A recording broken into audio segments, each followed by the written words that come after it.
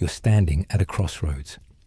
Not a metaphorical one, but an actual dirt crossroads outside a medieval town whose name you can barely pronounce. In one direction lies everything you've ever known: safety, certainty, the dull comfort of a life that will never amount to much. In the other direction lies a trade route that could make you rich or leave you dead in a ditch with your throat cut and your pockets turned inside out. You're about to become a merchant, and you have absolutely no idea what you're getting yourself into. Before we go any further, if you're enjoying this journey into the past, go ahead and hit that like button. Subscribe too, but only if you genuinely want more of these deep dives into history. I'm not here to beg. I'm here to tell you a story. Now, dim those lights if you haven't already. Maybe turn on a fan for some soft background noise.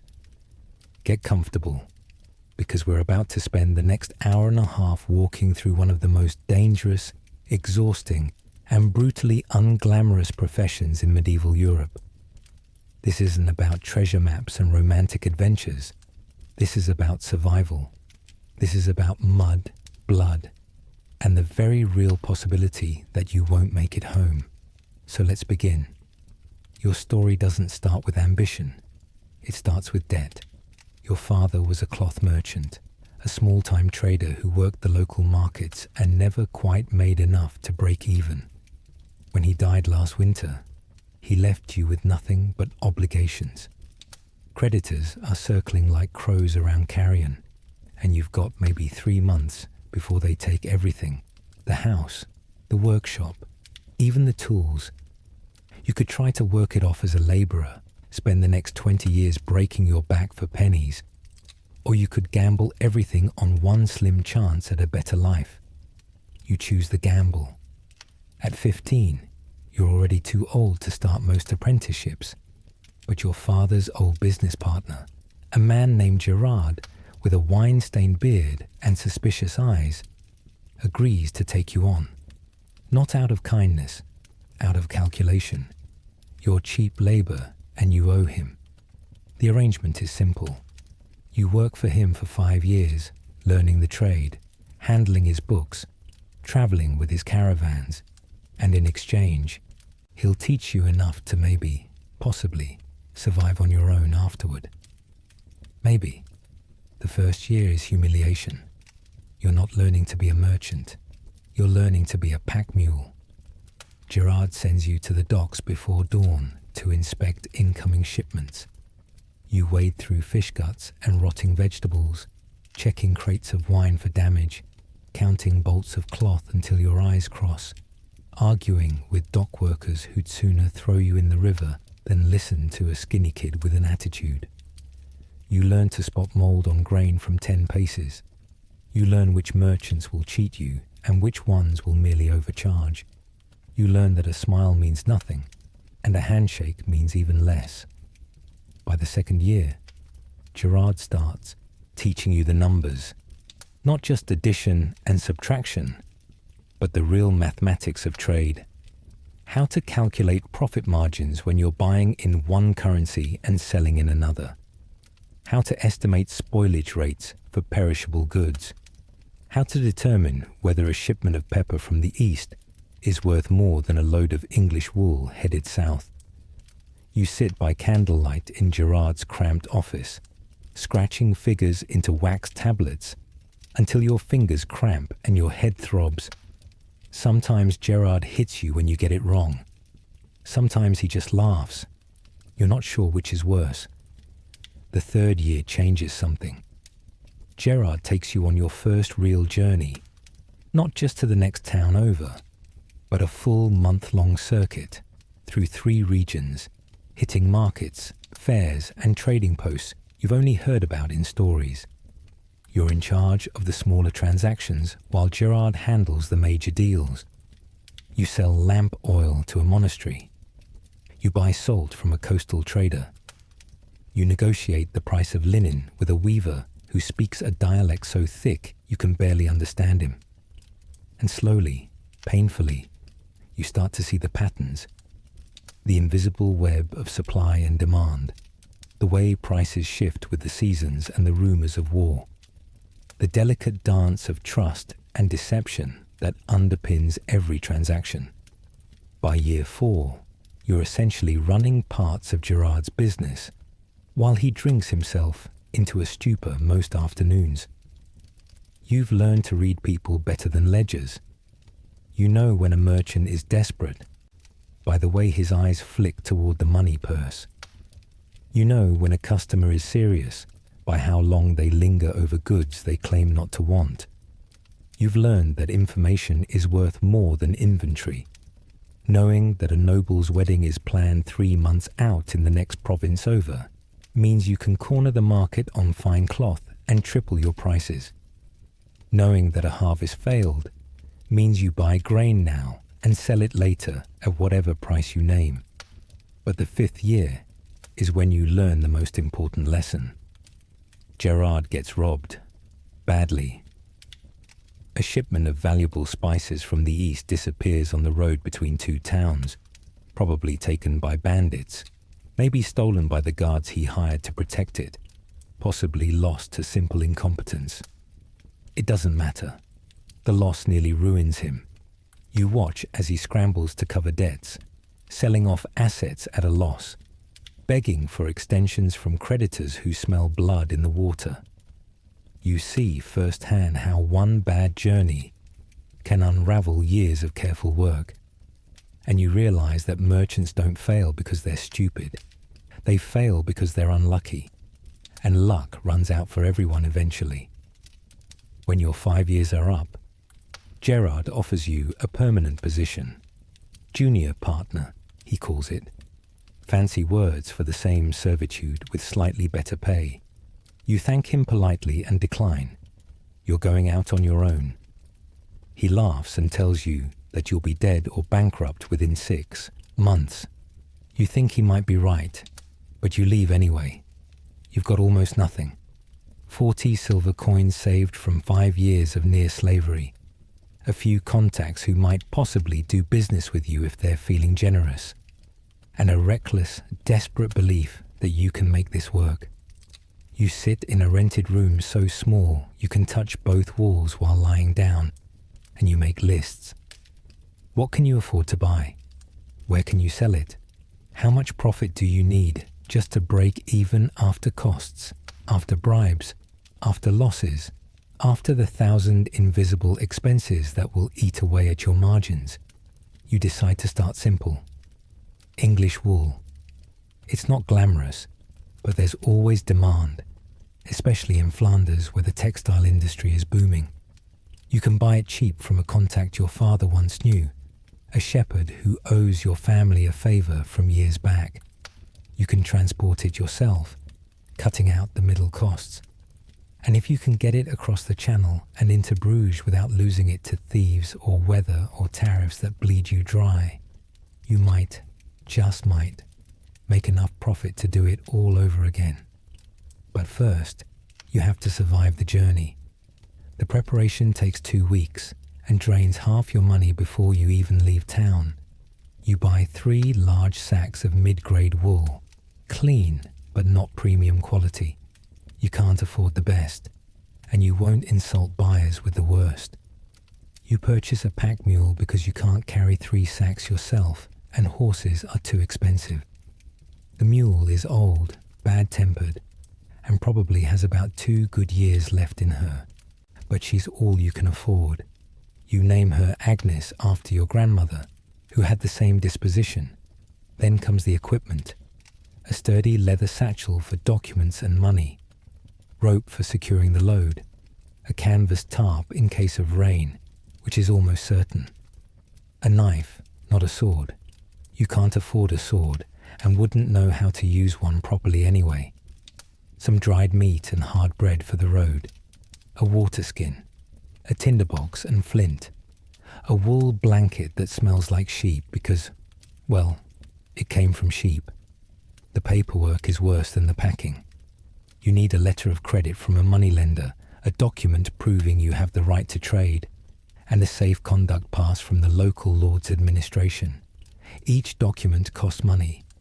Each requires standing in line at some official's office, while clerks ignore you and guards glare. The letter of credit requires a guarantor, someone willing to vouch that you're not a complete fraud. You convince Gerard to sign it, probably his last act of almost kindness toward you. The safe conduct pass requires a bribe. Not officially, of course. Officially, it's a processing fee. Unofficially, it's 3 silver coins pressed into a sweaty palm, while a clerk with dead eyes doesn't quite look at you. You also have to decide whether to join a merchant caravan or travel alone. Caravans are safer. Bandits think twice before attacking 30 armed merchants and their guards. But caravans are also expensive. You have to pay for your spot, contribute to the guards' wages, and move at the slowest member's pace. Worse, you have to share information. Other merchants will see what you're carrying, where you're going, what you're planning. Some of them will remember. Some of them will use that knowledge against you later. You choose to travel alone. It's not brave. It's just math. You can't afford the caravan fees and still make a profit. So you'll take your chances on the road by yourself, with nothing but an elderly mule and a knife you've never used in a real fight. The night before you leave, you barely sleep. You lie on your rented cot, listening to rats scratch in the walls, and you think about everything that could go wrong. The wool could get wet and spoiled. The mule could go lame. Bandits could take everything. A local lord could decide your safe conduct pass is worthless and demand new tolls you can't pay. The buyer in Bruges could change his mind. The market could collapse. A war could start. The ship could sink. You could get sick. You could die. You think about turning back, telling Gerard you've changed your mind, accepting that junior partnership and the slow death of ambition it represents. Then you think about your father, dying in debt, never having taken a single real risk, never having tried for anything more than survival. You don't want to die like that. So when dawn comes, you get up.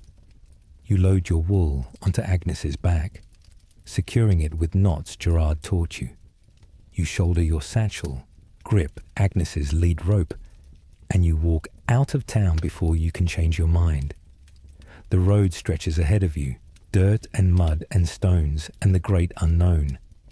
Your first real journey as an independent merchant has begun. The road is not a road, not in any sense you'd recognize today. It's a rutted, muddy track that used to be a Roman road about 800 years ago and has been slowly disintegrating ever since. In some places, the old stone paving is still visible, cracked and overgrown with weeds. In most places, it's just dirt, worn into deep grooves by cartwheels and turned into sucking mud by the rain that fell yesterday and the day before and probably will fall again tomorrow. You start walking at dawn because that's what you do. Travel is measured in daylight. Once the sun sets, you stop because traveling at night is suicide. Bandits prefer twilight and darkness. Wild animals get bolder. And you can't see the holes and roots that will snap an ankle or lame your mule. So you walk while the light lasts, and you measure progress in miles that feel like leagues. The first day, you make good time. 15 miles, maybe more. Your legs ache by midday, but you push through. Agnes plods along behind you, occasionally stopping to crop grass at the roadside until you yank her lead rope and curse her under your breath.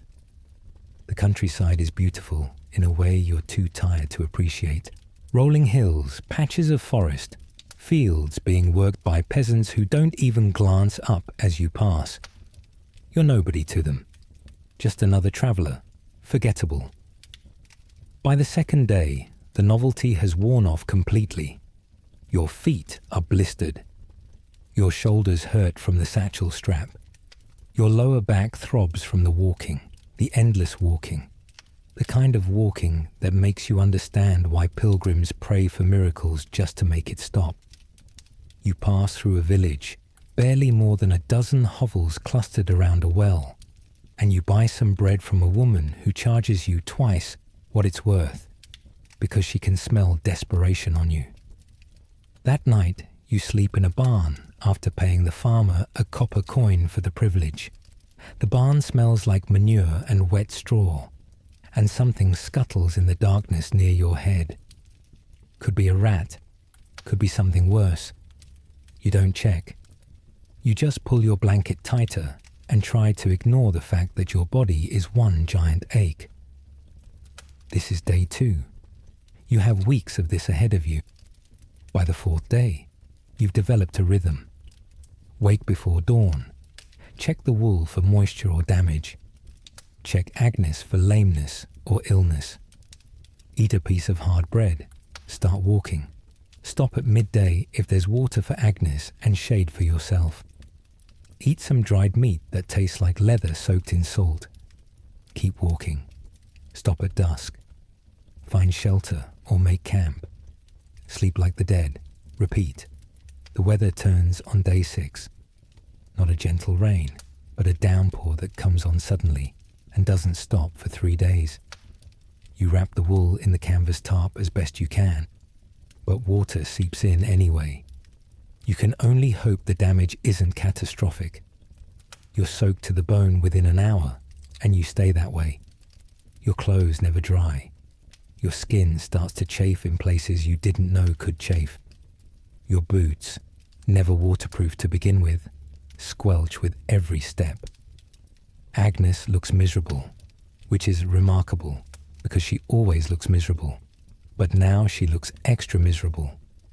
You pass other travellers during these days. A group of pilgrims headed to some saint's shrine, singing hymns in the rain like lunatics. A tinker with his cart, selling pots and knives from town to town. 2 monks on horseback who don't even acknowledge your existence. And once, a knight and his retinue, a dozen armed men on horses thundering past you without slowing, kicking up mud that splatters your face. You have to drag Agnes off the road so they don't trample you both. The isolation is worse than the weather.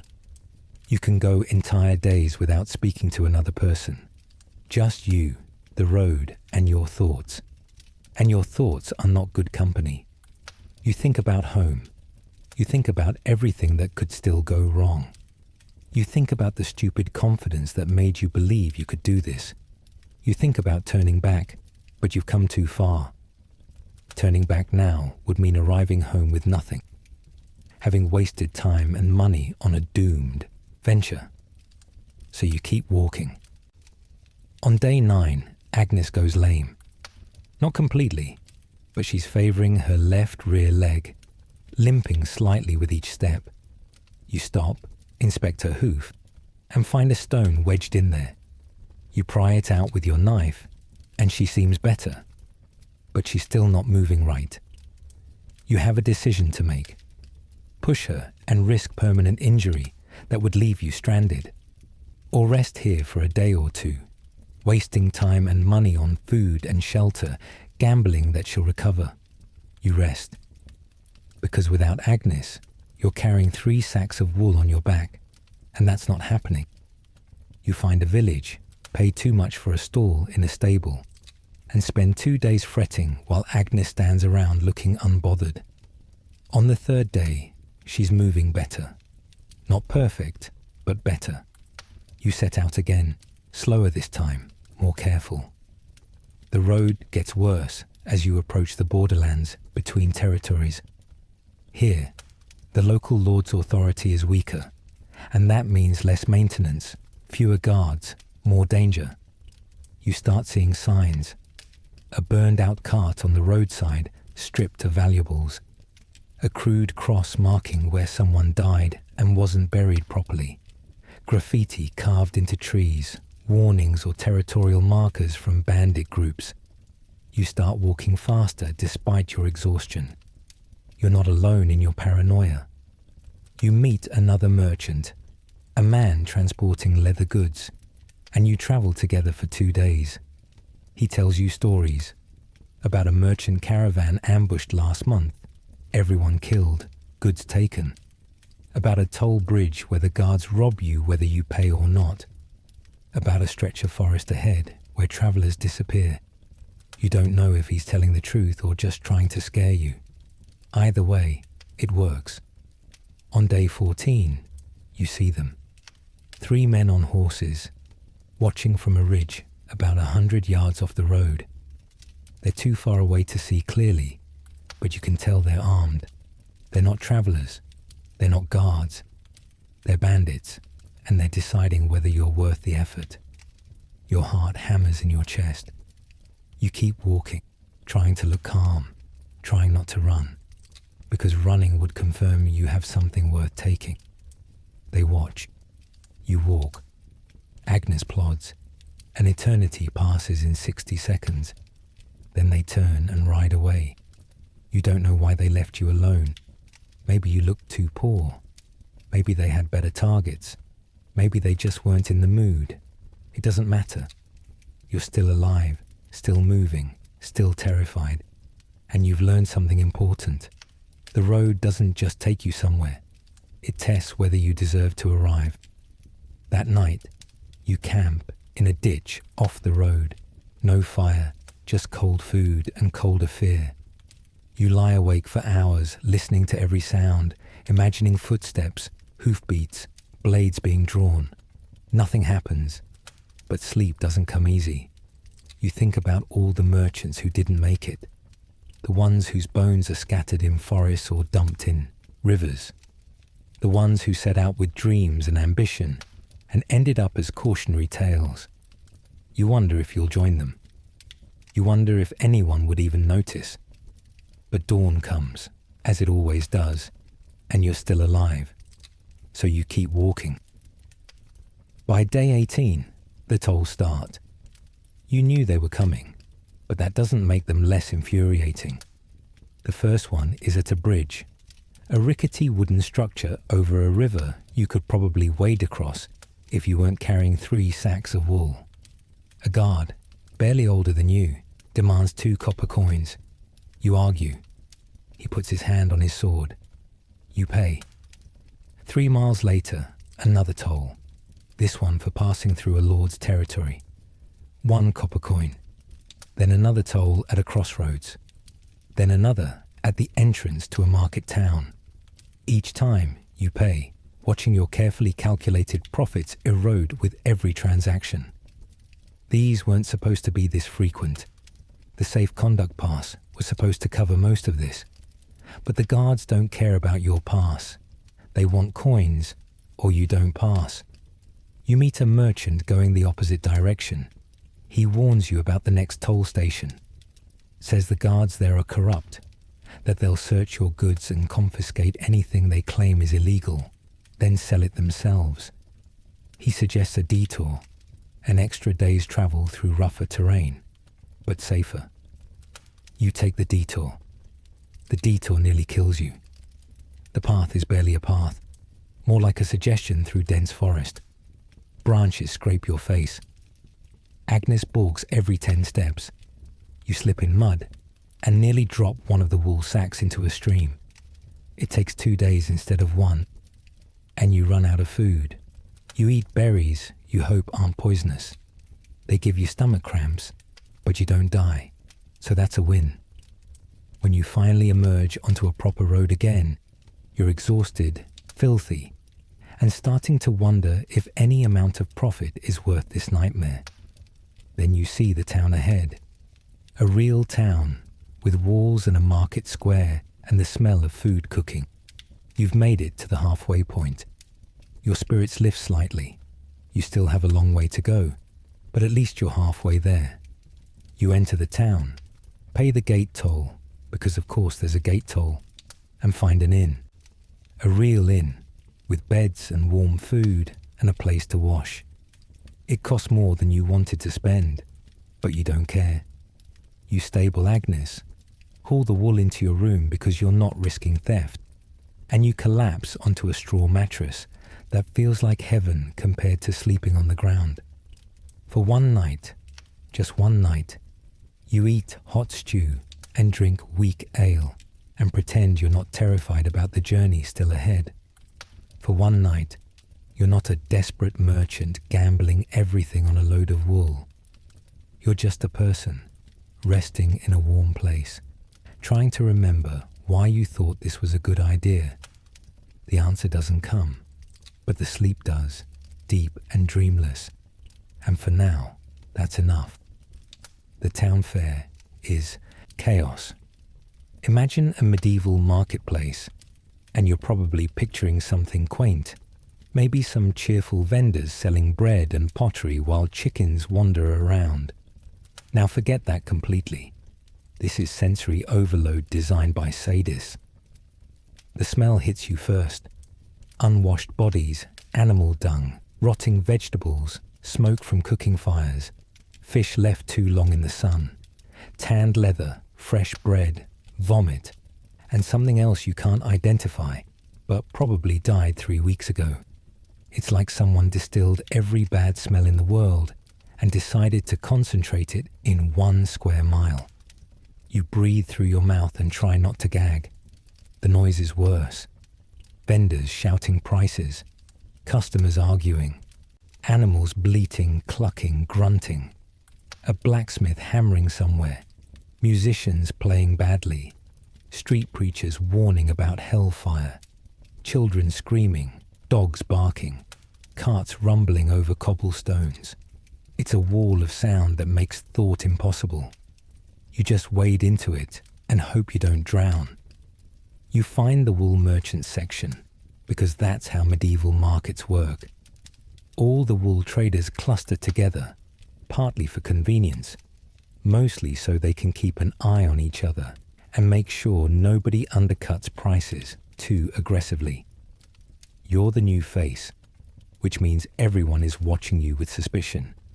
Who are you? What's your stock? Who backs you? Are you here to compete or to cause problems? You set up your small display. 3 sacks of wool, open to show the quality. You don't have a proper stall, just a spot on the ground near the other merchants, which is a clear signal that you're small time. The established traders have covered stalls with signs and reputations. You have 3 sacks and hope. A merchant named Aldrich, fat and sweating and wearing clothes that cost more than your entire inventory, waddles over to inspect your goods. He pokes the wool, sniffs it, holds it up to the light, and makes a face like he just bit a lemon. Mid-grade at best, he announces loudly enough for other merchants to hear. Maybe worth 6 silver coins per sack if you find someone desperate. You bought each sack for 3 silver coins. If you sell for 6, that's double your money, which sounds good until you factor in travel costs, tolls, food, lodging, bribes, and all the other expenses that have eaten into your budget. You need at least 8 silver coins per sack to make this worth it. 10 would be ideal. 6 is insulting. But Aldrich knows you're desperate. He can smell it the same way you smelled the rotting fish earlier. He makes an offer. 5 silver coins per sack. Take it or leave it. You politely tell him to go fornicate with a sheep. He laughs and walks away. Other merchants nod approvingly. At least you have some spine. Over the next few hours, you have the same conversation a dozen times. Buyers inspect your wool, make lowball offers, act offended when you refuse. You're learning the dance. Never accept the first offer. Never show desperation even if you're drowning in it. Always act like you have other buyers lined up even if you don't. The whole thing is theatre, and everyone's playing a role. By midday, you've sold exactly nothing. You're starting to panic, trying not to show it. Then a man approaches. Middle-aged, well-dressed but not flashy. Eyes that actually look at the wool instead of staring through you. He introduces himself as Thomas, a textile merchant from Bruges. He examines your product carefully, doesn't insult it. Ask intelligent questions about the source and processing. You answer honestly because lying to someone who knows what they're doing is stupid. Thomas makes an offer. 7 silver coins per sack. You counter with 9. He counters with 8. You pretend to think about it. Even though 8 is exactly what you needed to make this work, you accept, acting like you're doing him a favor. He knows you're acting. You know he knows. But the deal is made. Except it's not that simple. Because Thomas doesn't have 18 silver coins on him. Nobody carries that much cash through a market fair. Instead, he writes you a letter of credit, a promise to pay drawn on his account, with a money changer in Bruges. You now have to trust that this letter is real, that Thomas's credit is good, and that when you present this paper to a money changer, you'll actually get paid. You take the letter because you don't have much choice. But first, you do what Gerard taught you. You check the seal, make sure it looks legitimate. You ask Thomas questions only a real textile merchant would know. You mention a few other Bruges merchants by name, seeing if he reacts. He does correctly, which suggests he's probably legitimate. Probably. The transaction complete, you shake hands.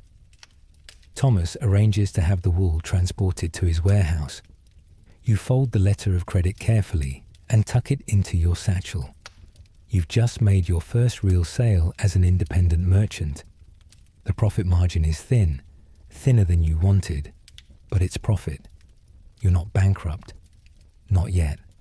That night, you celebrate by buying a real meal.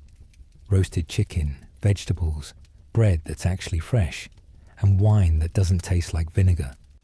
It costs too much, but you don't care. For the first time in weeks, you allow yourself to feel something other than terror and exhaustion. You feel accomplishment. You did it. You transported goods, found a buyer, made a deal. You're a merchant, a real one. The feeling lasts until morning, when you wake up and remember you still have to get back home. Present that letter of credit to a money changer and hope it's honored. Pay off your debts, and then start the whole process over again. The work never ends. The risk never goes away. But for now, you have a victory. Small and fragile but real. You spend another day in the town, resting and gathering information. You talk to other merchants, learning about trade routes, market conditions, which roads are safe and which ones aren't. You hear about a merchant guild forming in a nearby city, offering protection and trade privileges to members. The fees are high, but the benefits might be worth it. You file that information away for later. You also hear darker stories. A merchant caravan wiped out by bandits 2 weeks ago. A warehouse fire that destroyed a year's worth of inventory. A trade dispute that ended in a knife fight. A merchant who drank bad water and died slowly while his business partners divided up his assets. The medieval trade world is not kind to the weak or the unlucky. On your last night, you meet a fellow merchant in the inn's common room. He's older, grizzled, with scars on his hands, and a limp that suggests a road injury from years past. He tells you that he's been doing this for 20 years. Started with nothing, built a modest trade business, lost it all twice, rebuilt each time. He's not rich, probably never will be, but he's survived. And survival, he says, is its own kind of success. He gives you advice. Don't trust anyone completely. Always have a backup plan. Never carry all your money in one place. Learn to read people better than ledgers. And most importantly, know when to walk away from a deal, because sometimes the best profit is the loss you avoided. You listen, absorb, and thank him. Then you head to your room, check your letter of credit one more time, and try to sleep. Tomorrow, you start the journey home. Different route, different risks. Same exhausted determination to make it back alive. The road home should be easier. You're not hauling wool anymore. Agnes is carrying nothing but your personal supplies, which means she's lighter and faster. You have some experience now. You know what to expect. You should be fine. You're not fine. The return journey reveals new nightmares you didn't encounter going out. For one thing, word has spread. Merchants talk, and now people know you made a sale, which means people know you have money, or at least a letter of credit, which is close enough. You're not the desperately poor merchant heading out anymore. You're the successfully returning merchant heading home. That makes you a target. You take a different route, hoping to avoid the worst toll stations and bandit territory. But different doesn't mean safer. 3 days out, you're traveling through a stretch of woodland when you hear horses. Not the sound of travelers passing by, but the sound of horses moving deliberately, surrounding you. You stop. Agnes stops. Your hand goes to your knife, which feels pathetically small and useless. 3 men emerge from the trees, mounted, armed with swords and crossbows. They're not soldiers. They're not guards. They're bandits, and they're very good at their job. The leader, a man with a scarred face and dead eyes, rides forward and tells you very simply that you have 2 choices. Give them everything you have, or they'll take it after they kill you. He's not threatening. He's explaining. You've rehearsed this moment in your head a dozen times. You are going to fight, or run, or talk your way out. But now that it's happening, those fantasies dissolve into pure animal fear. Your hands shake. Your throat closes. You can barely breathe, let alone fight or flee. So you do the only smart thing. You surrender. You hand over your satchel, the one containing the letter of credit, your remaining coins, your documents, everything. They take Agnes too, leading her away while you stand there empty-handed and humiliated. The lead bandit looks at the letter of credit, seems disappointed it's not actual cash, but pockets it anyway. Then they ride off, leaving you alive, which is more mercy than you had any right to expect. You stand in the middle of the road for a long time, trying to process what just happened. Everything you worked for, everything you risked, gone in 5 minutes. The letter of credit that represented weeks of travel and careful trade, stolen by men who probably can't even read it. Your money, gone. Your mule, gone. Your dignity, thoroughly shredded.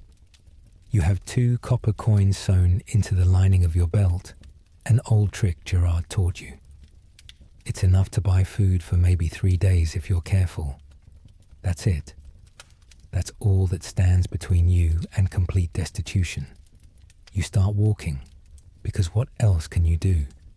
Sitting down and dying is an option, but not one you're ready to take yet. The next town is 2 days away on foot. You walk through the night, too angry and terrified to sleep, too stubborn to stop. Your feet blister. Your body screams at you to rest. You ignore it. You've come too far to quit now, even though quitting might be the smart choice. You reach the town delirious with exhaustion and defeat. You use one of your 2 copper coins to buy bread and sleep in a stable. The next day, you make a decision. You're going home, and you're going to rebuild somehow. But first, you need help. There's a merchant guild office in this town. You'd avoided it before because you couldn't afford the membership fees. Now you don't have any choice. You walk in, tell your story to a tired clerk who's heard 1,000 versions of the same tale. You expect sympathy. You get bureaucracy. The guild might help you, he explains, if you can prove your story. If you can name witnesses who saw you trading in the last town. If you can provide documentation that you were robbed. If you can pay a processing fee. The processing fee is more than you have. You explain this, he shrugs. Not his problem. You're about to give up when an older merchant overhears your conversation. His name is Willem. And unlike the clerk, he actually remembers being young and desperate. He pulls you aside, asks a few pointed questions, determines that you're probably not lying, and decides to help, not out of charity, out of self-interest. The guild needs new members eventually, and helping you now might mean you owe him later. Willem lends you enough money to get home. Not a gift, a loan, with interest. He also gives you a letter of introduction to another merchant in your hometown, who might have work for you. It's not the triumphant return you'd imagined, but it's better than dying in a ditch. You thank him, sign the loan agreement, and start walking again. The final week of travel is a blur of exhaustion and stubborn momentum. You're running on fumes, eating the cheapest food possible, sleeping rough more often than not. You avoid the main roads, worried that the bandits who robbed you might decide to finish the job. You see other travelers but don't interact. You just walk, one foot in front of the other, until finally, impossibly, you see familiar landmarks. You're home. You made it. Barely, broke, and traumatized, but alive. Your homecoming is not celebrated. Gerard hears your story and laughs, says he told you so. Your creditors hear you're back and immediately demand payment. You explain you have nothing. They don't care. You've got 1 week to come up with something, or they start seizing assets. You take Willem's letter of introduction and meet with the merchant he recommended, a woman named Beatrice, who runs a moderately successful textile operation. She's suspicious of you at first, probably assuming you're a charity case. But Willem's endorsement means something, and she agrees to let you work for her, not as a partner, as an employee. Essentially, you're back where you started with Gerard, except older and wiser and more broken. You work for Beatrice for 6 months. You're good at it because you learned hard lessons on the road. You know how to spot quality goods. You know how to negotiate without getting cheated. You know which merchants can be trusted and which ones can't. Slowly, painfully, you pay off the loan from Willem. You start saving again, a few copper coins at a time. And despite everything, despite the robbery and the humiliation and the failure, you don't quit. Because quitting would mean admitting that Gerard was right. Quitting would mean all that suffering was for nothing. So you keep working, keep saving, keep planning. Because the road taught you something important. You're tougher than you thought. And someday, you'll try again. Guild membership isn't optional if you want to survive as a merchant. You learned this the hard way, getting shut out of certain markets, facing higher tolls, losing access to trade networks that could have saved you from the bandits. The guild system isn't some romantic brotherhood of traders helping each other. It's a protection racket with paperwork. After 2 years working for Beatrice, you finally have enough saved to apply for membership in the local merchant guild. The fees are astronomical. 20 silver coins for initiation, plus annual dues, plus mandatory contributions to the guild fund. For comparison, that's more than most labourers make in an entire year. You pay it anyway, because the alternative is staying small forever. The initiation ceremony is equal parts pompous and meaningless. You stand in a guild hall with a dozen other new members, while guild officers in expensive robes lecture you about honour and tradition and the sacred bonds of commerce. Then you swear oaths you don't entirely understand, sign documents you haven't fully read, and pay additional fees nobody mentioned beforehand. Welcome to the guild. The benefits become clear immediately. You're now allowed to trade in markets that were previously closed to you. You can access guild warehouses for storing goods. You're entitled to legal representation if disputes arise. And most importantly, you're now part of the network. Other guild members will share information, offer better prices, warn you about dangers. In theory, In practice, the guild is a hierarchy, and you're at the bottom. The senior merchants, men who've been members for decades, control everything. They decide which trade routes get priority protection. They set unofficial price guidelines that everyone's expected to follow. They handle disputes, which sounds fair, until you realize they always rule in favor of whoever's more established. Justice isn't blind in the guild. It's very aware of who contributes more in dues. The guild master is a man named Arno, enormously fat, enormously rich, and enormously convinced of his own importance. He made his fortune in the spice trade 30 years ago and has been coasting on that success ever since. At guild meetings, he speaks in long-winded speeches about tradition and standards, while everyone nods politely and waits for him to finish so real business can happen. But Arno isn't stupid. He understands power. The guild controls access to the Hanseatic League trade routes, the network of cities across northern Europe that dominates Baltic commerce. If you want to trade with the Hansa cities, Lübeck, Hamburg, Bruges, you need guild connections. Arno has those connections. You don't. Which means you need Arno, whether you like it or not. The guild also handles protection, sort of. There's a fund that's supposed to compensate members who get robbed on the road. You finally submit a claim for the bandit attack 2 years ago. It takes 4 months to process, involves 3 separate interviews where you're treated like a liar, and results in a payout of 5 silver coins. Your actual loss was closer to 20. The guild explains that they can only compensate for verified losses with proper documentation. Since you didn't get a receipt from the bandits, you're out of luck. The guild does offer one genuine benefit: insurance. For a steep fee, you can insure shipments against loss, theft, or damage. The rates are terrible, 10% of the cargo's value, but it's better than risking everything on a single journey. You start using it, gradually learning the tricks. How to inflate the declared value slightly. How to document damage in ways the guild can't dispute. How to work the system because the system is definitely working you. Guild politics are vicious. There's a young merchant named Philippe who challenges Arno's leadership, suggesting that maybe the guild should invest in better road security instead of building a bigger guild hall. Philippe makes excellent points backed by solid evidence.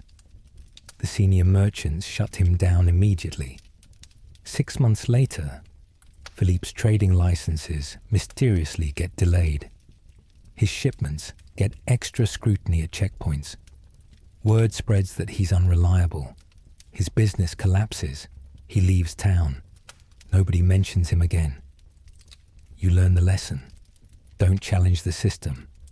Work within it, even when it's corrupt, even when it's unfair, because the alternative is being crushed. But the guild does forge bonds, real ones, among the lower tier merchants who are all struggling together.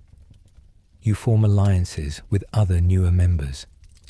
You share information about which routes are safe, which officials can be bribed, which markets are worth targeting. You start coordinating shipments, traveling together for safety, pooling resources to afford better guards. One of your closest allies is a merchant named Margot, one of the few women who's managed to force her way into the guild despite the boys' club atmosphere. She's twice as smart as most of the senior merchants and half as respected. You work with her on several joint ventures, splitting costs and profits. She teaches you tricks Beatrice never mentioned. How to hide premium goods in shipments of cheaper items to avoid excessive tolls.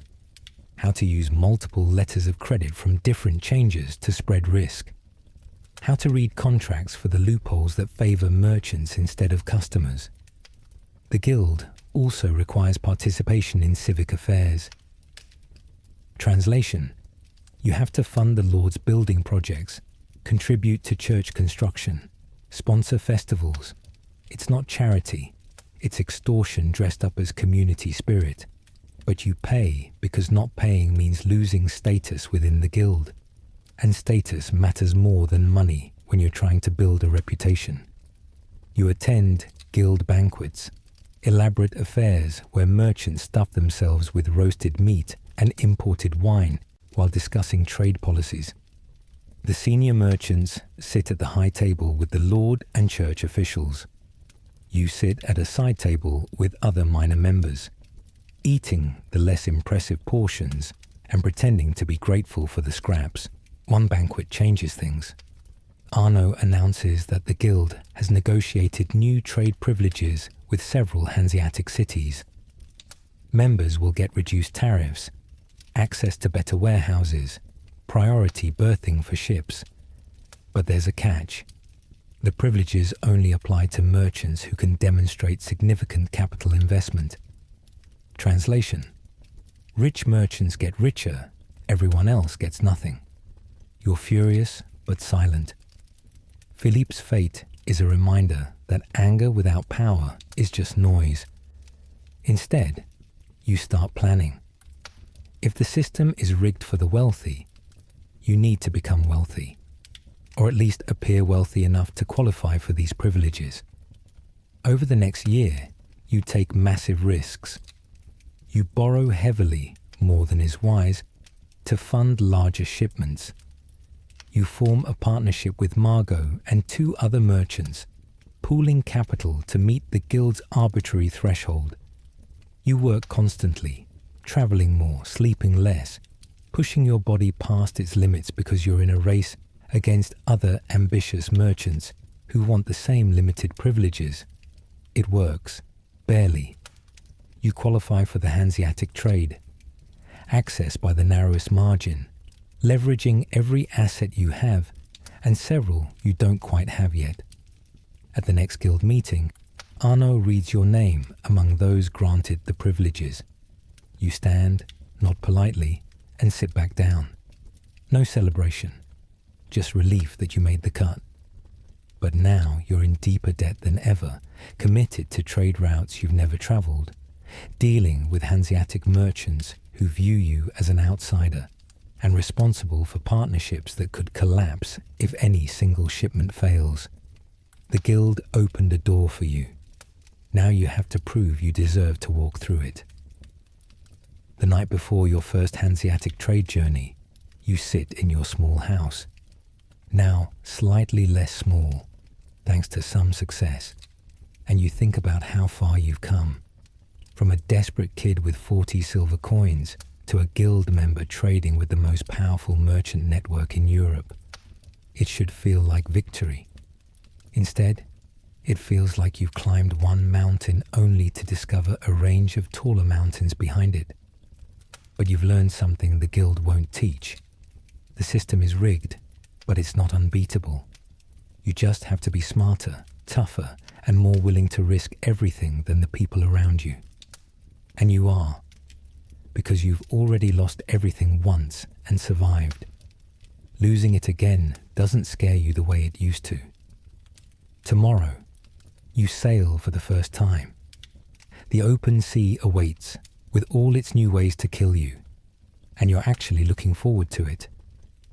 The ship is called the St. Catherine, which is either a blessing or a curse depending on how much you believe in saints. It's a cog, the workhorse of Baltic trade, a wide-bottomed vessel built for cargo capacity rather than speed or comfort. It smells like tar, salt, fish, and the collective sweat of 100 previous voyages. You love it immediately because you're an idiot. You've never been on a ship before. You've never even seen the ocean before today. The port is overwhelming. Ships everywhere, from small fishing boats to massive merchant vessels. Dock workers loading and unloading cargo with practiced efficiency. Sailors shouting in languages you don't recognize. Gulls screaming and diving for scraps. The smell of seawater, which is nothing like a river, sharp and clean and impossibly vast. You're traveling with Margot and another merchant named Victor, a quiet man who knows the Baltic routes well. The three of you pooled resources to fill half the St. Catherine's hold with trade goods, mostly textiles and metalwork bound for Lübeck.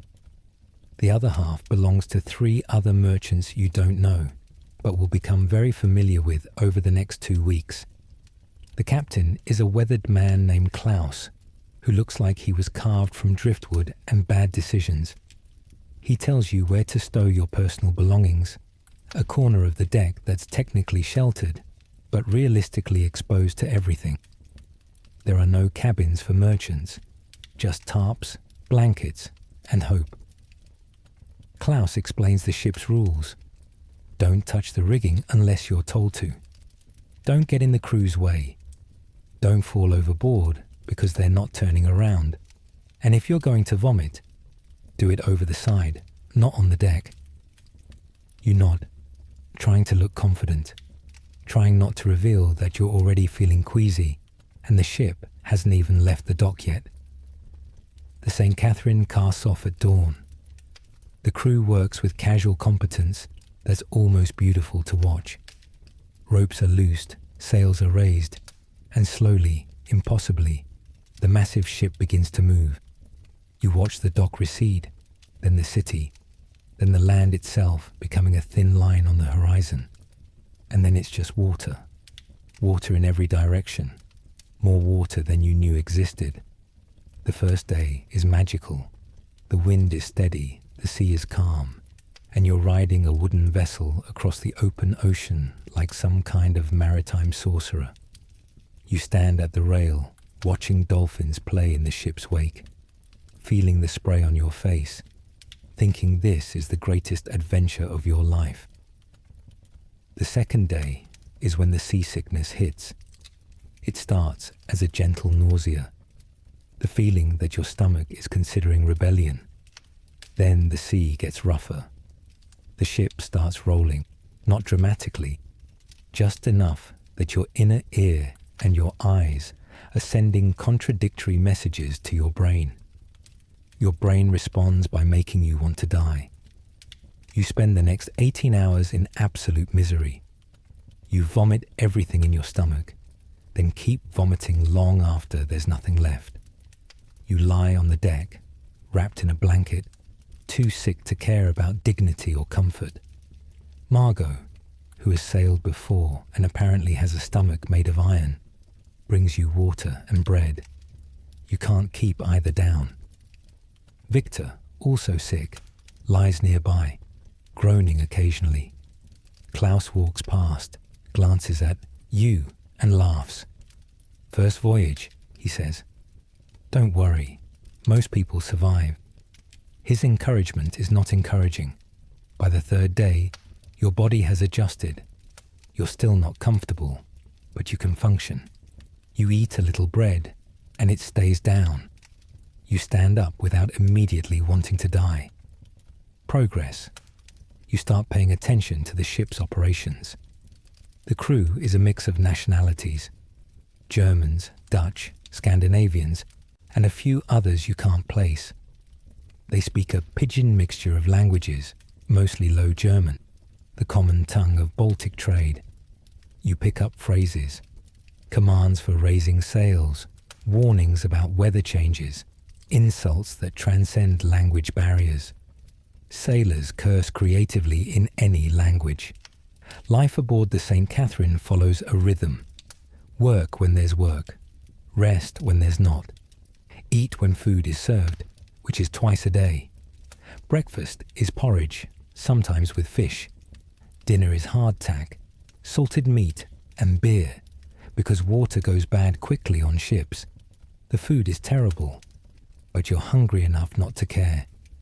The sleeping arrangements are worse than any inn you've stayed in.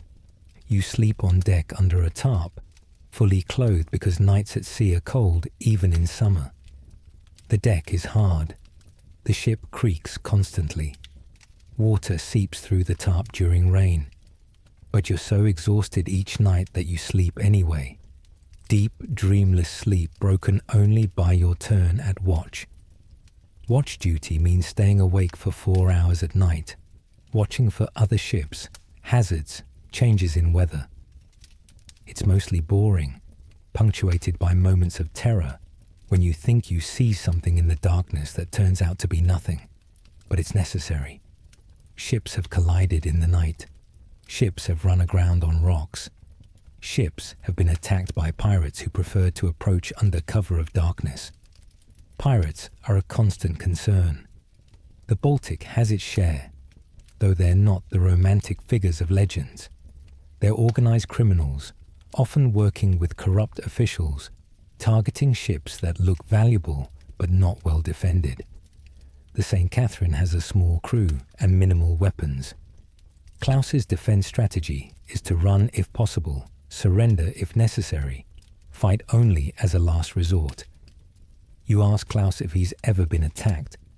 He shows you scars on his arm and tells you about a fight 10 years ago when pirates boarded the ship he was first mate on.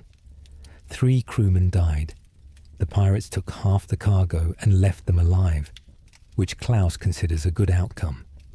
You're less optimistic about those odds. The weather turns on day 7.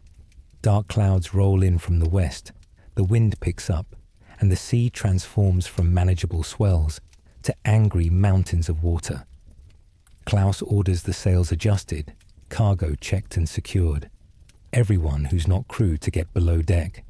Below deck is the hold, dark, cramped, and filled with crates lashed down with ropes. You squeeze in with Margot, Victor, and the other merchants, sitting on cargo, bracing yourselves as the ship starts really rolling. The storm lasts 12 hours. It feels like 12 years. The ship climbs massive waves and plunges down the other side. Water crashes over the deck above you. You hear crew shouting, running, doing whatever sailors do to keep ships from sinking.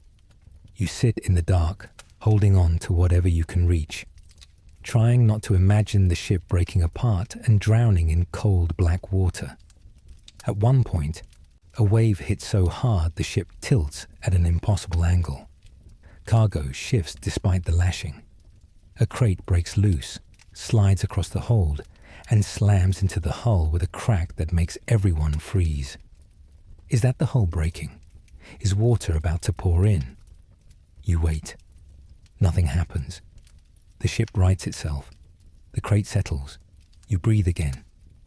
When the storm finally passes and you emerge back on deck, the damage is visible. One sail is torn.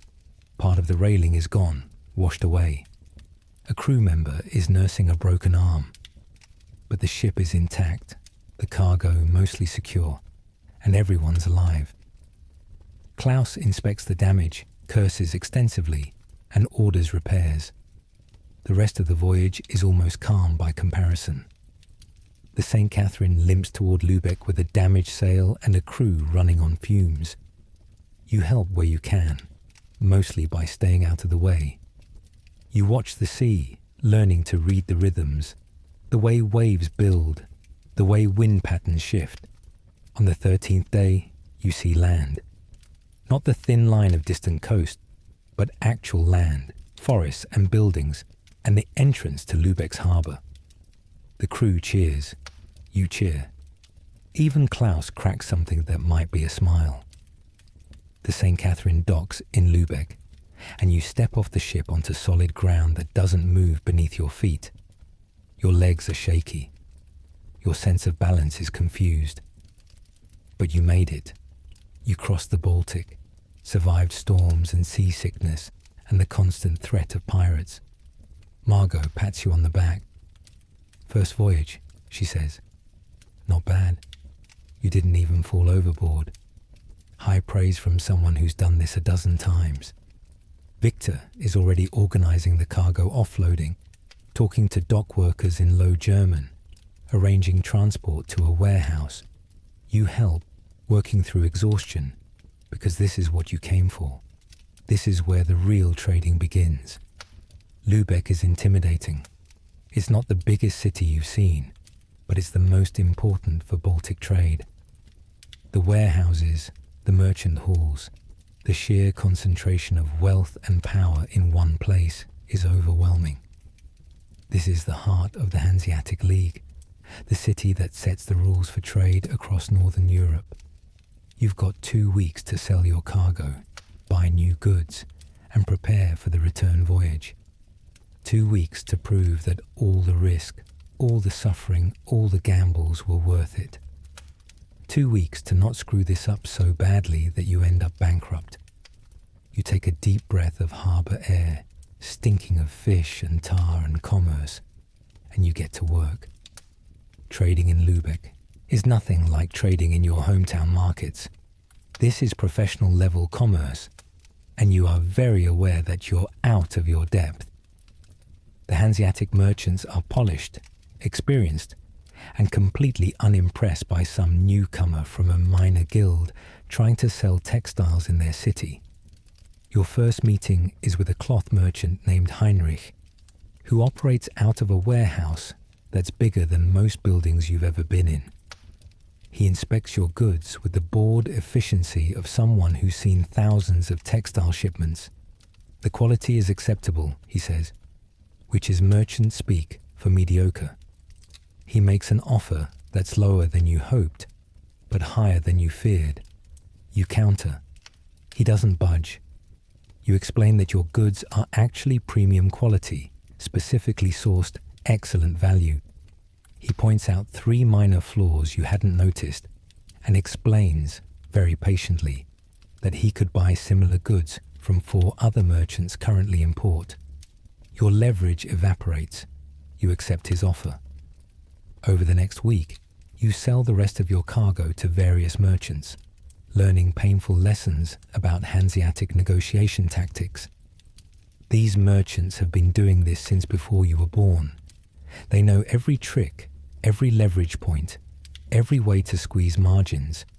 You walk away from each deal feeling like you lost, even when you technically made a profit. But the real education comes from watching other merchants work. Margot negotiates with a spice trader, and you see mastery in action. She doesn't argue price directly.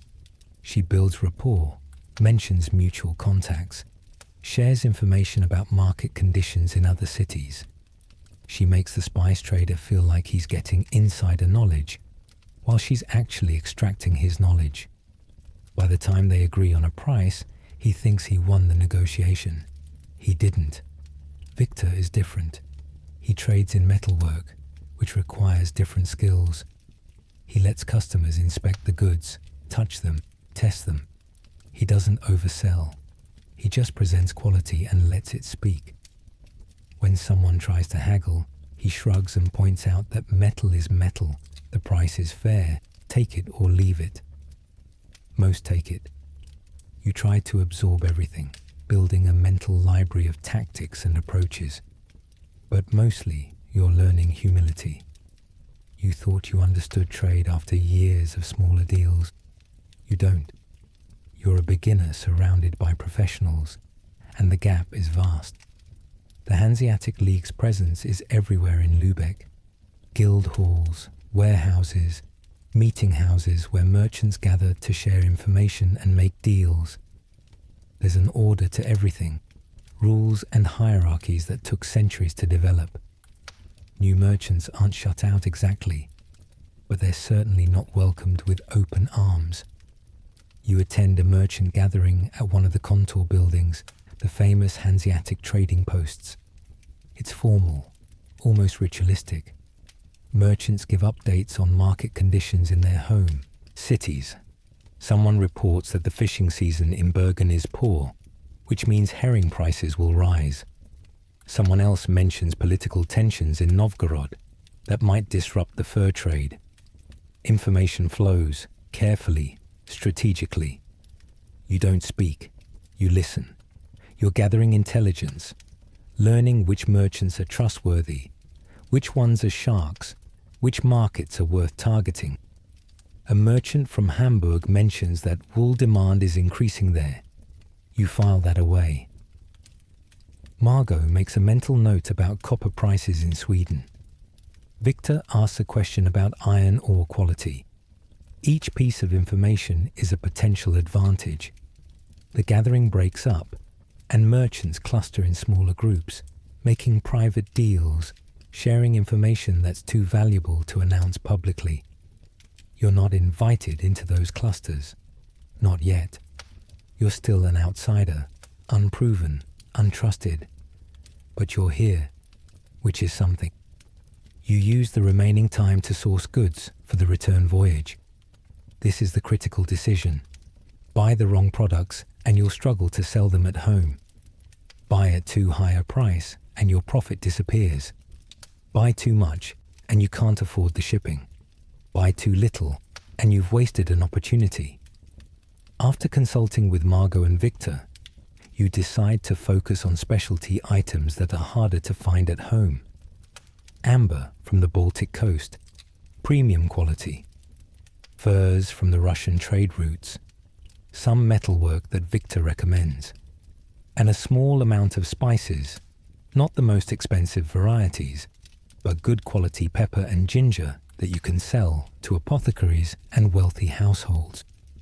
You spend every coin you made from selling your cargo, plus some of your reserve capital, plus a loan from a Lübeck money changer at interest rates that make you wince. You're gambling again, betting that you can sell these goods for more than they cost, more than enough to cover the loan, the shipping, the tolls, all the expenses. The night before you're scheduled to sail home, you sit in a tavern with Margot and Victor, drinking beer that actually tastes good for once. You've made it. You've completed your first Hanseatic trade journey. You're not rich, but you're not bankrupt. You're building something, slowly, painfully, but genuinely. Margot raises her cup. To survival, she says. Victor echoes her. You drink. To survival. It's the only toast that matters. The return voyage is rougher than the trip out. Autumn is approaching, which means worse weather, colder temperatures, and seas that seem personally angry at the concept of ships. You spend a third of the journey seasick again, a third of it terrified, and the final third in a state of numb acceptance that maybe you'll drown and maybe you won't, and there's nothing you can do about it either way. You don't drown. The St. Catherine delivers you back to your home port, battered but intact. You offload your cargo, pay the shipping fees, and stumble onto the dock with legs that have forgotten how to walk on non-moving surfaces. You're home. You made it. Again.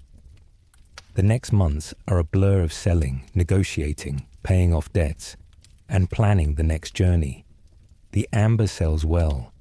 The furs sell extremely well. The spices sell slowly, but at good margins. By the time you've liquidated everything and paid off all the loans and fees, you've made a profit. Not a fortune, but a solid, respectable profit. You sit in your house, now slightly bigger, because you use some of the profit to buy a small warehouse space, and you calculate how long it would take to become truly wealthy at this pace. The number is depressing. Decades, assuming nothing goes wrong, which things always do. You could play it safe, make these journeys regularly, build a modest but stable business. Or you could take bigger risks, faster expansion, higher stakes. You already know which choice you're going to make. Disease finds you on your fourth Hanseatic journey. Not the dramatic, sudden kind that kills you in days. The slow, grinding kind that steals pieces of you over weeks. It starts with a headache, then fever, then the stomach cramps that feel like something is trying to claw its way out of your abdomen. You're on a ship in the middle of the Baltic, days from any port, and you're very sick. The ship's surgeon, a generous term for a sailor who once saw a doctor work, examines you with all the medical expertise of a drunk squirrel. Could be the flux, he announces, or maybe bad fish, or a curse. He recommends bloodletting, which you refuse because you're sick, not stupid. He shrugs and gives you a foul-tasting liquid that's probably just wine mixed with herbs. You drink it because doing nothing feels worse. The fever gets worse before it gets better. You lie on the deck, alternating between burning up and shivering, completely unable to function. Margot brings you water and dry bread, the only things that might stay down. Victor checks on you, looking concerned in his quiet way. The captain just wants to make sure you're not contagious with something that will kill his whole crew. For 3 days, you drift in and out of consciousness, hallucinating sometimes, seeing things that aren't there. Your dead father appears and lectures you about fiscal responsibility. Gerard shows up to say, "I told you so." A dolphin asks you to join them in the sea, which is very tempting when you're delirious with fever. On the 4th day, the fever breaks. You wake up soaked in sweat, weak as a newborn kitten, but alive. You've lost weight you couldn't afford to lose. Your muscles feel like they've dissolved, but you're alive. Margot explains that 2 other crew members also got sick, though not as badly. Whatever it was, probably dysentery from contaminated water or spoiled food, it's making the rounds. You're lucky. 1 merchant on a different ship died from similar symptoms last month. His cargo was sold to cover burial costs. His family got nothing. You recover, slowly. By the time the ship reaches Lübeck, you can walk without help and eat without immediately vomiting. But the illness has cost you. You missed critical trading days. Other merchants snapped up the best deals while you were lying on a deck, hallucinating about judgmental dolphins. You're late to market, which means worse prices, fewer options, thinner margins. You do the best you can with what's available, but this journey won't be as profitable as the last. The illness taught you something valuable, though. Your health is the foundation everything else is built on. Lose that, and the whole structure collapses. You start taking better care of yourself, drinking boiled water when possible, being more selective about food, resting when you need to instead of pushing through exhaustion. But the health scares don't end. Over the years, you watch other merchants succumb to various diseases. The sweating sickness that kills within hours, the coughing plague that fills lungs with fluid, infections from minor wounds that turn gangrenous and deadly. Medieval medicine is roughly as effective as prayer, which is to say, occasionally, something works through sheer luck, but mostly, people just die. You meet a merchant named Otto who survived the plague. He shows you the scars where buboes erupted in his armpits and groin. He was one of the few who lived. Most didn't. He describes watching entire trade caravans decimated, markets shut down, cities quarantined. Trading during plague years means either hiding and losing money, or risking infection and possibly death. There's no good choice. You also learn about the quiet killers. The merchant who seemed fine but collapsed one day, heart giving out from years of stress and rich foods. The trader who went blind from some untreated infection, could no longer inspect goods, lost his business. The woman who survived childbirth only to die weeks later from infection, leaving her merchant husband to raise 3 children while trying to run a business.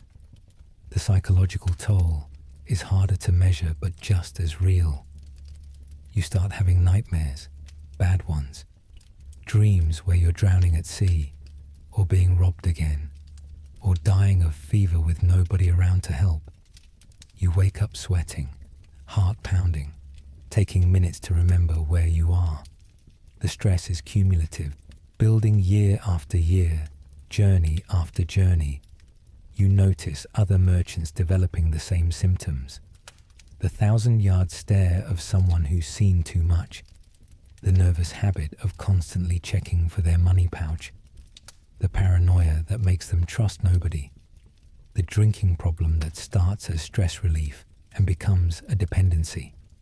The merchant community is full of functional alcoholics who need wine or beer just to stop their hands shaking. You try to manage it. You talk to Margot about the nightmares. She has them too. She describes watching her first husband die on a ship, fever taking him in 3 days, his body wrapped in canvas and dropped into the sea. She still dreams about it, still wakes up seeing his face. You realize you're not alone in this trauma. You're all carrying scars, visible and invisible. Some merchants break.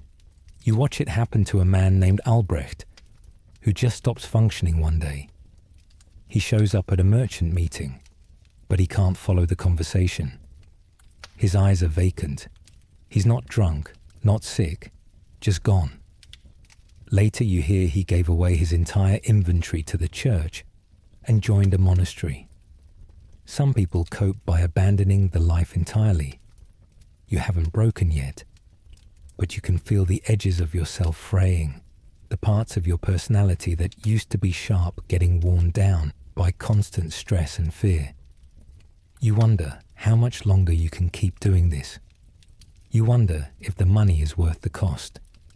You wonder if there's an exit strategy, or if you're just going to keep riding this wheel until it grinds you into dust. But you don't stop, because stopping would mean admitting the whole thing was a mistake, and you're not ready to admit that yet. The exotic trade routes call to you with promises of unimaginable profits and equally unimaginable dangers. You've been making comfortable money on the Baltic routes, but you're not getting rich. To get rich, you need to go where few merchants dare. You need to deal in the truly valuable goods. Silks from China, spices from the Indies, precious stones from distant mines. You need the Silk Road. Not literally walking to China. Nobody does that anymore. Too dangerous, too expensive, too slow. But you can reach the western terminals of those trade routes. The markets in Constantinople, Alexandria, the Levant, where Eastern goods arrive through countless intermediaries and middlemen. You can buy there and bring back items that will sell for fortunes in Europe. The journey requires partnerships because you can't afford it alone. You team up with Margot and 4 other merchants, pooling capital to fund a major expedition. You'll travel overland to Venice, sail to Constantinople, spend time in the eastern markets, then reverse the journey. Total time estimated, 1 year. Total investment, everything you have plus massive loans. Total risk, your life and financial ruin if anything goes wrong. Your family begs you not to go. You're married now, with 2 children who barely know you because you're gone so much. Your wife understands the business necessity but hates watching you leave again. Your kids are too young to understand why Papa is always disappearing for months at a time. You promise to come back. You promise this will be the last big journey, that after this you'll trade locally, spend more time home. You're probably lying, but you mean well. The journey to Venice takes 6 weeks overland, through territories you've never seen. The Alps are magnificent and terrifying, mountain passes where one wrong step means plummeting to your death. You travel with a caravan of merchants, pilgrims, and mercenaries, safety in numbers against bandits and worse. In Venice, you see wealth beyond imagination. The city is built on trade, literally floating on it, and the Venetian merchants are the richest and most ruthless in Europe.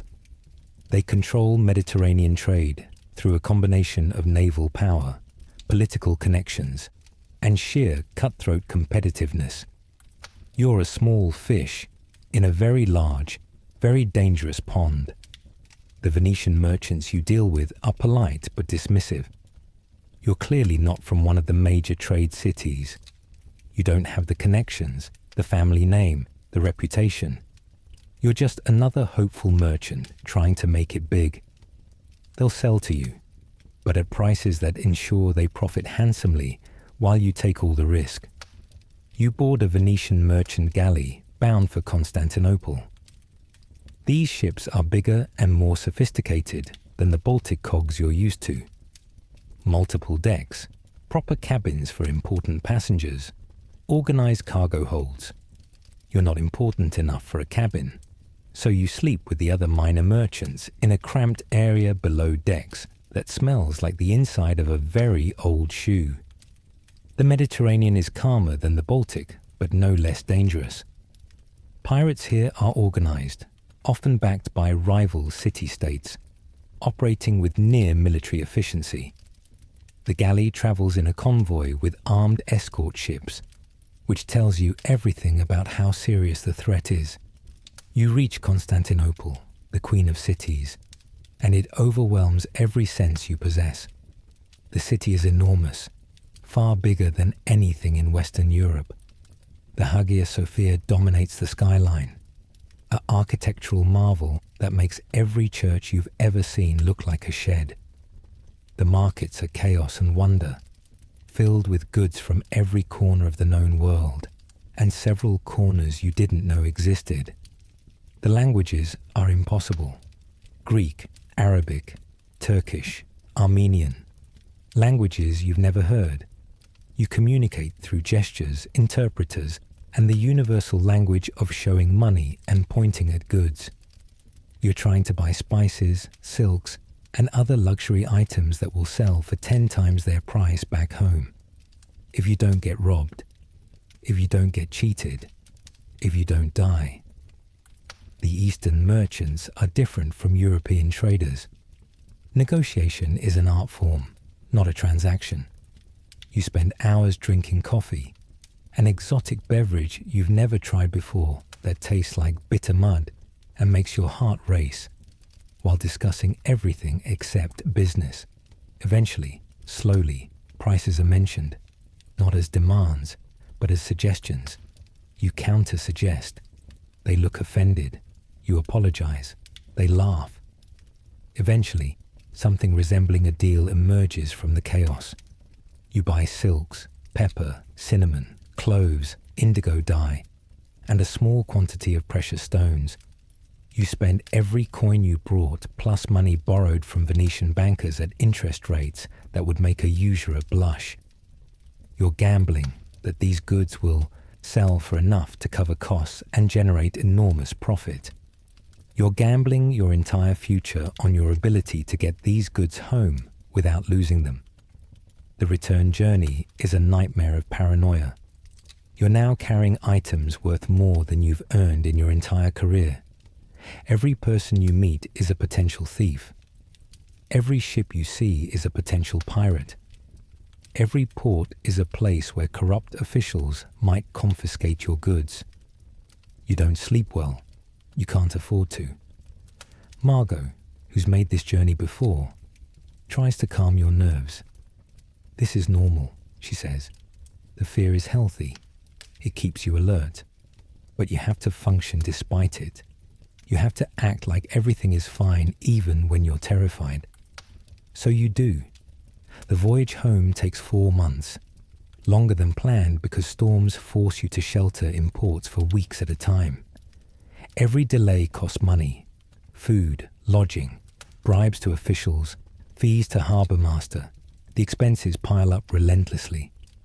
Your profit margins shrink with each day.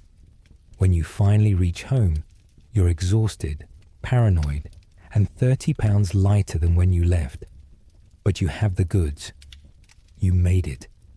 Now comes the real test: selling them for enough to make this worthwhile. The spices sell immediately. Wealthy households and apothecaries pay prices that make your eyes water. The silks sell to nobles and church officials, people for whom cost is less important than quality and rarity. The precious stones sell to jewelers who barely blink at the prices. Within 3 months, you've liquidated everything. You sit with the accounts, adding numbers that still don't feel real. After paying off all debts, all expenses, all the countless costs that accumulated, you've made more profit from this one journey than your previous 5 years combined. You're not rich yet, but you're closer than you've ever been. Your wife is happy to see the money, happier to see you alive. Your children, now slightly older, are shy around you because you've been gone so long. You promise again. that this was the last big journey, that you'll focus on safer, shorter routes from now on. You're probably lying again, because the Silk Road goods changed something. You tasted real wealth, the kind of profit that could set up your family for generations. And once you've tasted that, it's hard to go back to small margins and safe choices. You're already planning the next journey, thinking bigger, more ambitious, more dangerous. But for now, you rest.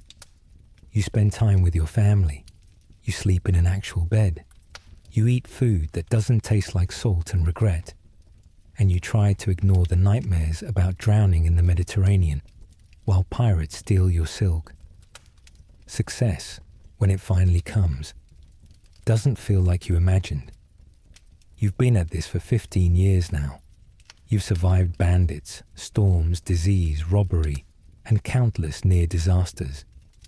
You've built a trading network spanning from the Baltic to the Mediterranean. You employ 12 people. You own warehouses in 3 cities. You have investments in ship shares, property, and merchant ventures. You don't even directly manage anymore. By medieval standards, you're wealthy. Not noble level wealthy, but rich enough that you don't worry about food or shelter anymore. Rich enough that your children will inherit businesses instead of debts. Rich enough that other merchants defer to you at guild meetings. Success. But it came at a cost that accounting ledgers can't calculate. Your marriage is strained. Your wife is a stranger you occasionally see between journeys. Your children are being raised more by servants than by you. Your oldest son asks why you're never home. You don't have a good answer. Because I'm building something feels hollow when you've missed his entire childhood doing it. Your health is deteriorating. You're in your mid-30s, but feel twice that. Constant travel has wrecked your joints. You walk with a slight limp from an old cart accident. Your digestion is ruined from years of bad food and contaminated water. You have scars from various mishaps, a knife wound from a deal gone bad, burn marks from a warehouse fire, fingers that don't bend right after being crushed in a cargo accident. The stress has aged you visibly. Other merchants your age who stayed local look 10 years younger. Your hair is grey, your face is lined, and you have the eyes of someone who's seen too much. You recognize the same look in other successful long-distance traders, the survivors, the ones who made it but paid in flesh and years. You've made moral compromises that haunt you. That time you bribed a corrupt official to confiscate a rival shipment, the partnership you dissolved when your partner got sick, knowing it would ruin him but protecting your own assets. The inferior goods you sold to customers who trusted you, rationalizing that everyone does it, that it's just business.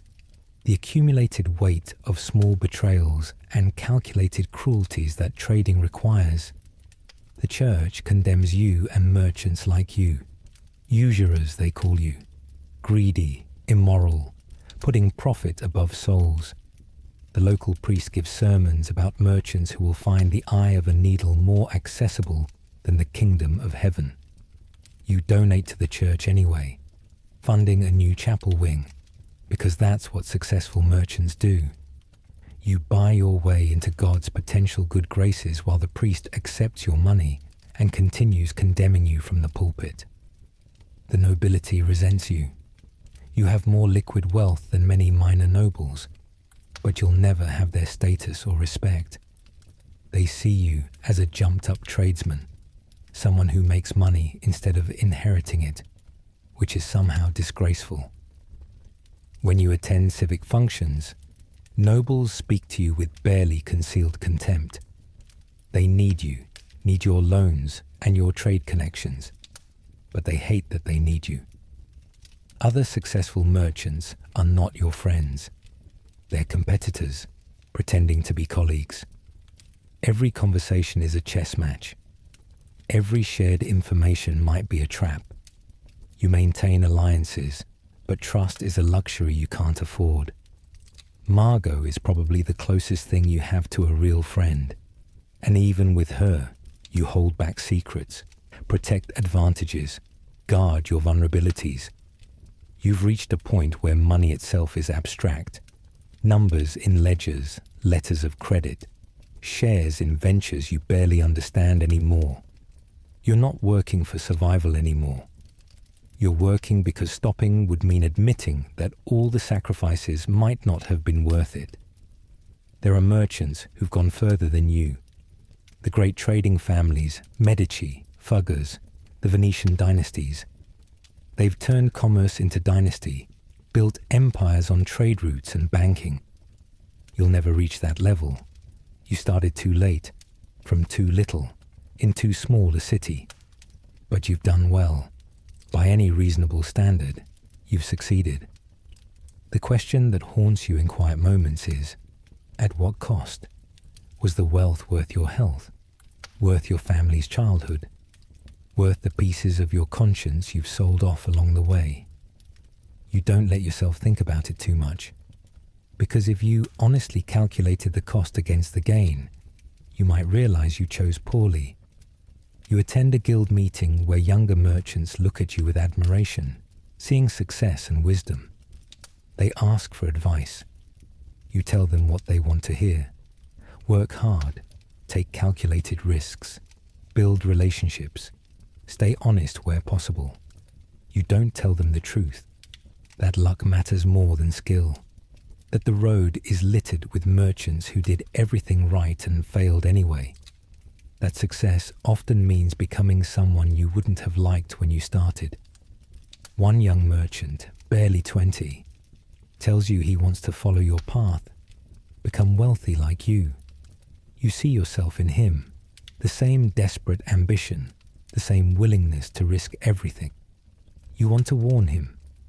You want to tell him to stay home, marry young, work a safer trade, die poor, but surrounded by family who actually knows him. Instead, you smile and tell him to be brave, because that's what merchants do. We encourage the next generation to make the same mistakes we did. Your wife asks you to retire. You're wealthy enough. You could stop traveling, manage your investments locally, spend time actually being a husband and father. You promise to consider it. You don't. Because stopping would mean facing what you've lost.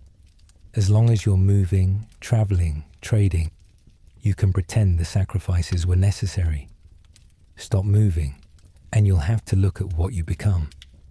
So you plan another journey, a shorter one this time, just to the Hanseatic cities, nothing dangerous. Your wife's face when you tell her is a mix of resignation and heartbreak. She's given up arguing. Your children barely react. They're used to you leaving. You're the stranger who sometimes lives in their house and brings expensive gifts.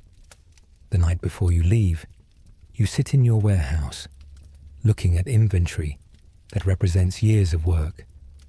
Goods from across the known world, silks and spices and amber and wool. Beautiful, valuable, meaningless. You built a trading empire. You just forgot to build a life alongside it. You sleep poorly, dreaming of the road. Always the road. Endless and calling and impossible to escape. You wake before dawn, pack your bags, and head out. Because that's what you do.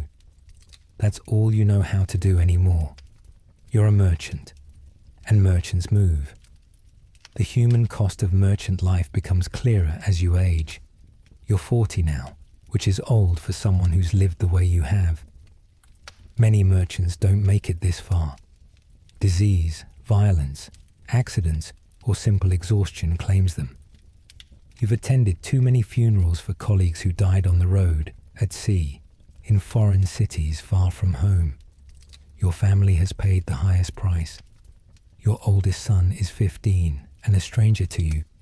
He's smart, capable, everything you wanted him to be. He also barely speaks to you. When you're home, which is rare, conversations are stilted, formal. He's polite because he was raised to be polite, but there's no warmth. You missed his childhood chasing profit. He'll never forgive you for that, even if he's too well-mannered to say it. Your daughter is 12 and shy. She literally hides when you come home, not from fear, but from the awkwardness of not knowing you. Your wife has to encourage her to come have dinner with the family. She sits quietly, answers questions in single syllables, and leaves as soon as she's allowed. You've become a disruption to their routine, an unwelcome guest in your own home. Your wife has adapted by building a life without you. She manages the household, raises the children, maintains social connections. She's created a world that functions in your absence, which means when you return, you're not necessary. You're not the missing piece that completes the family. You're the awkward addition that doesn't quite fit. She's asked you repeatedly to stop traveling, to stay home, to be present. You've made promises you haven't kept. Eventually, she stopped asking. The distance between you is not geographic now. It's emotional. A gap carved out by years of broken promises and missed moments. You sleep in the same bed, but might as well be in different countries. The merchant community is full of similar stories. Margot never married because she saw what it did to families. Victor married 3 times, each wife eventually leaving him because he was never there. Arnaud, the guild master, has children who barely acknowledge him at family gatherings, treating him like a wealthy stranger who provides money but nothing else. There's a widower merchant named Ernst, whose wife died while he was traveling. He didn't make it back in time for the funeral. He arrived weeks later to find her already buried. His children in the care of relatives, his home feeling like it belonged to someone else. He told you once, drunk at a guild meeting, that he could never forgive himself. He kept traveling anyway, because what else was there to do? The guild didn't stop him. It just made him miserable while he worked. You think about the friendships you've lost. Childhood friends who stayed local, pursued normal trades, built normal lives. You grew apart from them. You have nothing in common anymore. They talk about their children's daily lives, their small joys and struggles. You talk about trade routes and market conditions. The conversations go nowhere.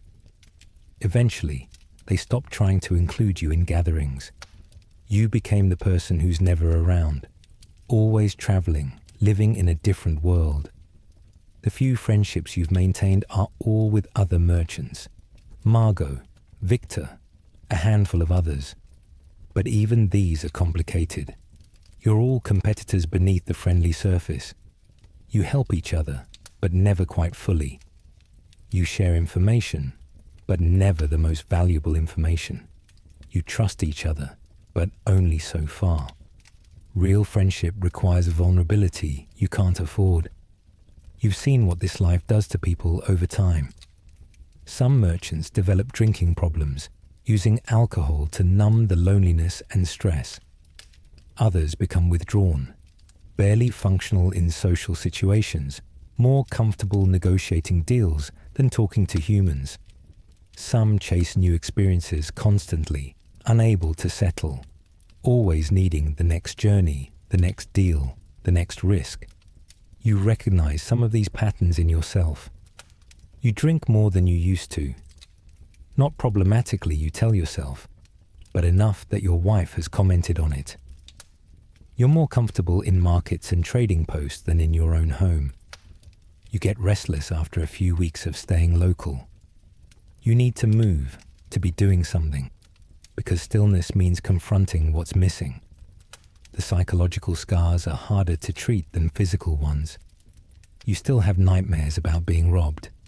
You've developed a paranoia that's not quite irrational, checking locks multiple times, counting money obsessively, suspecting everyone of potential theft. Your wife finds it exhausting. You find it necessary. You've become someone you don't entirely recognize. The young merchant who started out wanted to prove himself, build a life, create opportunity. That person would be disappointed in what you become. Wealthy, yes. Successful by most measures, certainly. But also isolated, emotionally distant, more comfortable with numbers than people, having traded human connection for financial security. There's a loneliness to this life that you didn't anticipate. You can be surrounded by people, in bustling markets, on crowded ships, at packed guild meetings, and still feel completely alone, because none of these people know you. Not really. They know the merchant, the role you play, the transactions you make. But the person underneath? That's buried so deep you sometimes wonder if it still exists. You tried once to explain this to Margot. She understood immediately because she feels the same thing. We made ourselves into something useful, she said, but we stopped being whole people somewhere along the way. You nodded. Neither of you knew how to fix it, so you just kept going. The regrets pile up like unsold inventory. Moments you missed. Your son's first words, your daughter's first steps, your wife's birthdays, anniversaries, holidays, normal things that normal people consider important. You were always somewhere else, always trading, always moving. The money you made doesn't replace those moments. It just proves you valued profit more than presence. You've tried to compensate. Expensive gifts when you return. Jewelry for your wife. Books for your son. Dolls for your daughter. They accept politely, and you can see they'd rather have your time. But you don't know how to give that. You don't know how to be there without working, without planning the next journey, without thinking about trade. Some merchants make it work. You've met a few who somehow balance family and trade, who travel less, stay closer, build relationships despite the work. You've never figured out their secret. Maybe they started differently. Maybe they were braver about saying no to profitable opportunities. Maybe they just wanted it more than you did. You think about what your life would have been if you'd chosen differently, if you'd stayed local, taken the safe route, built a smaller business that kept you home. You'd be poorer. Your children would have known you. Your marriage would be different, better, probably. You'd have less money and more memories. That trade-off makes sense intellectually. Emotionally, you can't quite accept it. So you keep moving, keep trading, keep building a fortune that you're not sure anyone will care about after you're gone. Keep telling yourself that it was necessary, that you had no choice, that you did what you had to do to provide for your family. Keep lying to yourself because the truth is too painful to face. The human cost of merchant life is measured in absences, in moments that happened without you, in relationships that withered from neglect, in the gradual erosion of the person you could have been. You gained wealth, you lost yourself, and you're not sure which is worth more. Let's bring this journey to a close now, gently, like easing a ship into harbor after a long voyage. You've traveled with me through the brutal realities of medieval merchant life, the mud and blood and endless calculations, the risks that could kill you and the choices that could ruin you, the small victories and massive costs. If you're still awake, good. If you're drifting off, that's fine too. That's the point of these stories, to ease you gently into sleep while showing you a world that was more complex, more difficult, and more human than the simple stories often told. The truth about medieval merchants is that they built the foundation for the modern economy. Those dangerous trade routes became highways of commerce. Those merchant guilds evolved into trade organizations and corporations. That willingness to risk everything for profit, for better or worse, shaped capitalism as we know it. But the individual cost was enormous. These weren't heroic adventurers. They were people trying to survive and succeed in a world that was actively trying to kill them. Every journey was a gamble. Every deal could go wrong. Every night on the road could be their last. And they did it anyway, driven by ambition, desperation, obligation, or just the sheer inability to stop. Your hypothetical merchant story, the one we've been following, could have ended many ways. Maybe you retire eventually, wealthy but worn down, spending your final years trying to reconnect with a family that barely knows you. Maybe you die on the road, one more body in an unmarked grave, your goods sold off to pay debts. Maybe you achieve genuine success, build a dynasty, become one of the great trading families whose names echo through history. Most likely, you end up somewhere in the middle, moderately successful, moderately broken, having gained some things and lost others, unable to say with certainty whether the trade was worth it. That's the honest answer most merchants would give if they were capable of that level of self-reflection. The world moves on. Your children inherit what you built, hopefully with fewer scars. The trade routes continue, carrying goods and people and stories across the medieval world and beyond. The risks remain, though they change form. New merchants rise, full of the same desperate ambition that drove you. The wheel keeps turning, and somewhere in all of that, there's a lesson about risk and reward, about the price of ambition, about what we sacrifice to build something, about whether the life we choose is the life we wanted or just the one we couldn't escape. You can draw your own conclusions from this story. For now, let the images fade gently. The muddy roads, the rolling ships, the crowded markets, the lonely nights under strange skies, the weight of goods on your back and fear in your heart. Let it all drift away like morning mist. These are echoes of a world that existed, that was real for countless people who lived and struggled and survived or didn't. Take a deep breath. Let it out slowly. Your own journey, whatever it is, waits for tomorrow. Tonight you can rest. You don't have to calculate margins or watch for bandits or worry about whether the ship will sink. You're safe, warm, comfortable.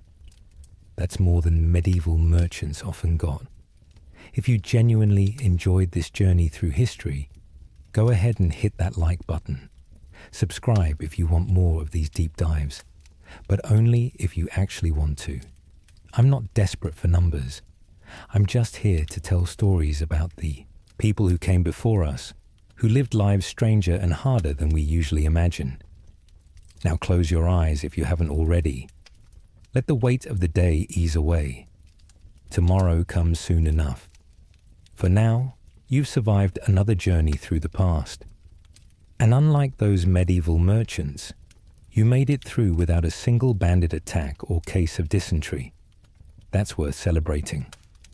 Sleep well, and thank you for traveling with me through the forgotten realities of medieval merchant journeys. The road was long, the dangers were real, and you made it. That's all any merchant could hope for. Good night.